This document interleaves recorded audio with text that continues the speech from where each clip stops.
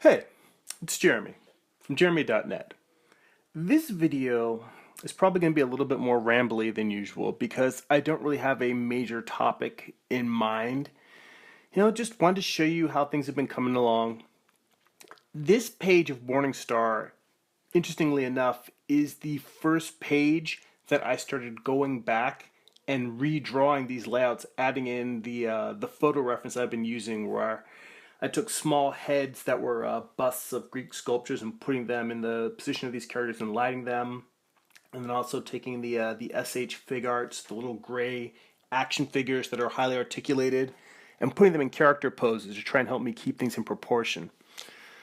And it has definitely made a difference. But the challenging thing is that it's also slowing me down quite a bit.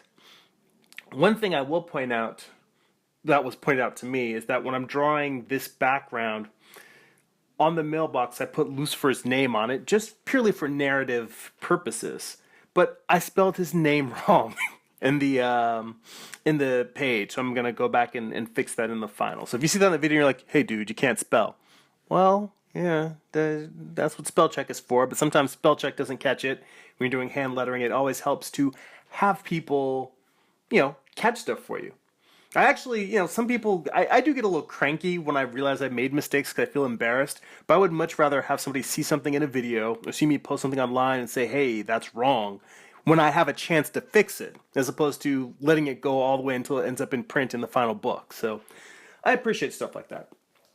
But back to using more and more reference. My good buddy and comic book sensei Carl Alstetter pointed out to me that using reference is supposed to speed you up, not slow you down. Because he had just been asking how things were going on Morningstar, and I really have been dragging my ass on this issue, not intentionally, but just trying to make it look better, trying to use more reference. And the thing about it is that it's not that the reference itself slows the drawing down.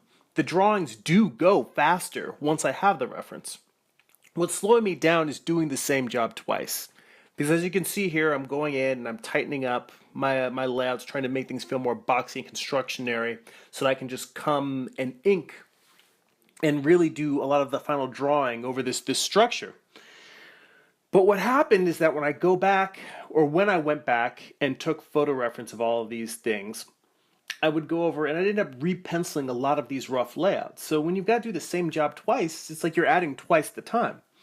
And for the most part, I'm happier with the results.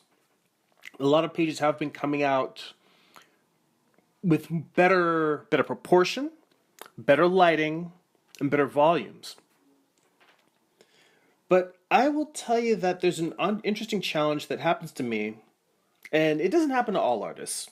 But I think for many artists, we go through a period where it feels like everything we thought we knew just flies out of our brain. And any artistic capacity that we've gained over the years of working at our craft, it seems like it has just left you. And all of a sudden, you're like, nothing I draw looks good. Nothing looks right. Everything is just wonky and out of proportion, or just doesn't feel like a good picture.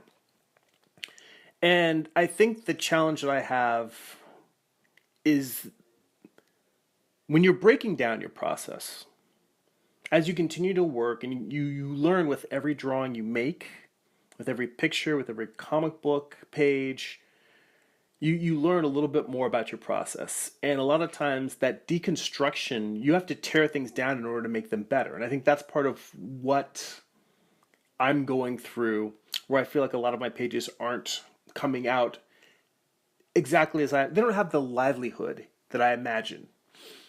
And that's because when I get so focused on trying to structurally improve things, I forget about the actual act of picture making. Because drawing something that's anatomically correct and in proportion and well lit is not the same as telling a story visually. And that doesn't just apply to comics. That applies to standalone illustration and fine art paintings as well. Drawing and picture making are not exactly the same. Because drawing is description. It is the It's you finding a way to articulate an image on a 2D surface. You're you're transcribing some idea of reality. You're communicating something. But picture making has an aesthetic quality to it. Picture making is about making a drawing that isn't just well drawn, but that has an emotional content that sucks you in, that has something about it that's vibrant, that's interesting and intriguing. And there are definitely times when picture making supersedes draftsmanship. I mean, there's plenty of artists I've seen who make really great, compelling pictures that are not anatomically correct, that aren't in proportion, but they have energy, they have magic, they have spark. And what I'm aspiring to do is to have both, and there are the best artists I think can have both, where they can have something that both has that energy, but feels very, very well drawn. Usually, it ends up being something where it's that sacrifice, it's the stiff drawing. You can draw something that looks like it's well put together and researched and plotted out, but it feels stiff and dead and lifeless. Or you draw things that are full of energy and life, but they're loopy, they're wonky, and they need to be fixed. And that, I think, is the challenge that I had hoped I would get past that stage earlier in my career. It bugs me that I've been drawing for so many years and I still fight with that. But it doesn't bug me like, oh, I sit around, feeling like, oh, I suck and I'm always gonna suck. It's more just sort of like, well, I wish I were better than I am. But I'm gonna roll up my sleeves, make the best comics I can with the abilities I do have, and I'm gonna keep working to get better. It's more like it's disappointment, but it's accepting that this is the state of where it is, and if I want to get better, no one's going to get better for me. I need to learn how to bring more of my study into focus. I go to figure drawing classes regularly, but there's definitely days where I look at it, I'm like, I've been figure drawing for years, and there's some days when it's going well, and there's some days where it looks like I haven't learned anything. And I don't know if it's because well, no, there's a lot of reasons why. Some of them are genuine reasons, some of them just feel like excuses. But for the main thing is that I don't feel like I spend enough time doing the studying. Like going to a class once a week is not enough. Going and analyzing my drawings, like when I show my drawings, my figure drawings that I go back and redraw, I usually only do that when I'm making the YouTube videos. It used to be something that I would do a couple of times a week on a regular basis. I need to get back to that because when I was doing it regularly, I noticed the difference. I started really understanding the mistakes that I was making. Whereas now I'm just repeating the same mistakes over and over again. So I need to get back into a regiment of really learning and analyzing my process, really saying, all right, what are all the things I'm doing wrong and how can I do them better? And really documenting the process of experimenting with, oh, I tried this thing and that didn't work. I tried this thing and that didn't work. Really digging into drawing problems, whether they're lighting, proportion, anatomy, volume, digging into those things and working at it until I have figured out what I'm doing wrong. And honestly, also, I don't take as much advantage of the instructors I have and the other friends I have that are artists as well, and really having them critique my work. I think that sometimes I get a little defensive in the fact that I know there's so many things that I'm not doing well that I don't ask for critiques from other artists because I'm like, all right, I already know that I'm bad with proportion, so I just need to keep working on it. I know that I'm not lighting a form properly and describing the volume, so I just need to work at it instead of letting other people in and being willing to be vulnerable.